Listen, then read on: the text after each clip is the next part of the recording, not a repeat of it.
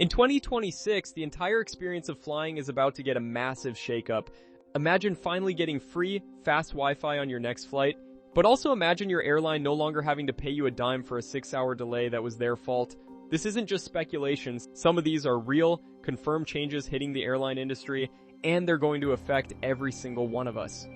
Some of these shifts are a huge win for passengers, while others feel like a major step back. So, we're going to break down the biggest airline changes coming in 2026, the good, the bad, and the expensive, so you know exactly what to expect.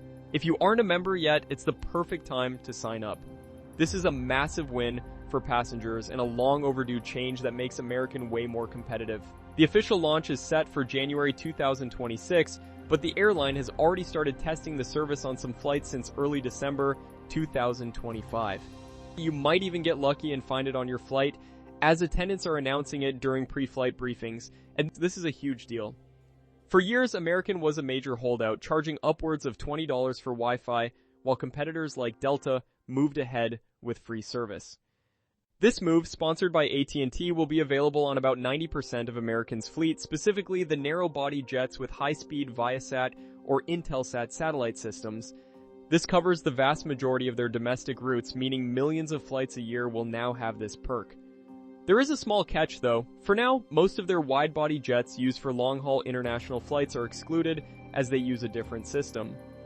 American seems to be cautiously avoiding the bandwidth issues that other airlines have run into on international routes. So, how do you get it? All you need to do is be a member of American's A-Advantage loyalty program, which is totally free to join. For the loyalists who had perfected the A-Group seat grab, it's truly the end of an era. For any flight departing on or after January 27, 2026, you will get an assigned seat. For decades, the Southwest boarding ritual of lining up in A, B, and C groups has been a unique travel experience. Some people loved the freedom to snag a great aisle or window seat, while others dreaded the cattle call chaos. That's all coming to an end. Here's how the new system will work. When you book your flight, you'll see new seat categories like extra legroom, preferred, and standard. Extra legroom seats in the front and exit rows will offer more space, and those passengers will board with the new priority groups. Preferred seats are standard legroom seats located toward the front of the plane. Standard seats will be what's left, mostly in the middle and back of the aircraft. We're only halfway through the major changes coming your way in 2026. If you're finding this breakdown useful and want to stay ahead of all the shifts in the travel world, take a second to hit that subscribe button and turn on notifications. Our goal is to make sure you're never caught off guard at the airport. Travel experts are now widely recommending that passengers get travel insurance to cover themselves, a protection you'll now have to pay for out of pocket. The Biden-era proposal would have required airlines to provide automatic cash compensation for significant delays and cancellations that were the airline's fault, like mechanical problems or staffing shortages.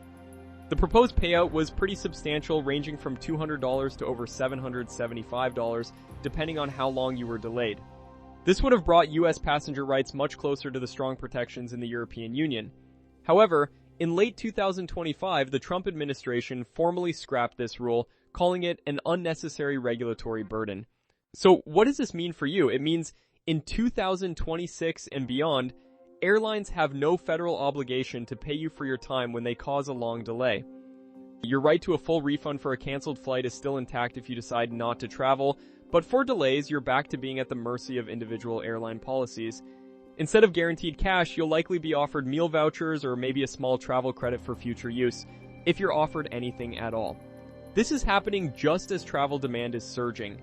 More people will be flying, but with weaker protections against the financial sting of a messed up trip.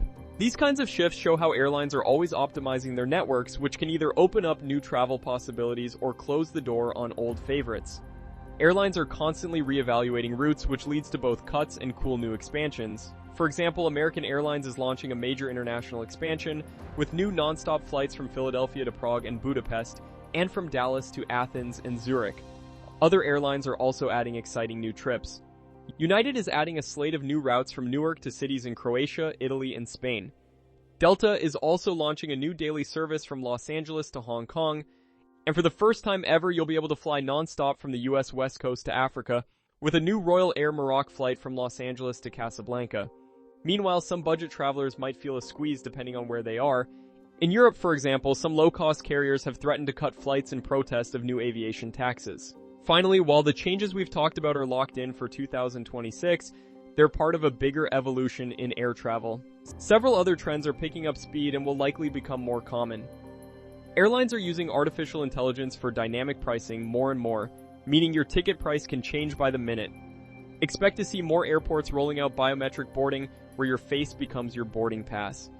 And the evolution of budget carriers is fascinating. Following Southwest's lead, Frontier Airlines has also announced that it will begin offering a first-class seating option in early 2026, a move that would have been unthinkable for an ultra-low-cost carrier just a few years ago. These airlines are realizing that even budget travelers are sometimes willing to pay a little more for extra comfort. Thanks for watching, and it's a year of give and take. On one hand, you get a fantastic new perk like free Wi-Fi on American Airlines, a change that helps millions of travelers. On the other, you're losing a critical, government-backed protection against expensive delays. And an airline that built its brand on being different, Southwest, is ditching its iconic open seating to become more like its rivals. The way we book, board, and fly is fundamentally changing.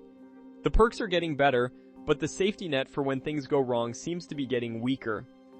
With all this in mind, do you think air travel is getting better or worse for the average person? Drop your thoughts in the comments below. I'd love to hear what you think. And if you found this video helpful, please give it a like and subscribe for more deep dives into the future of flying.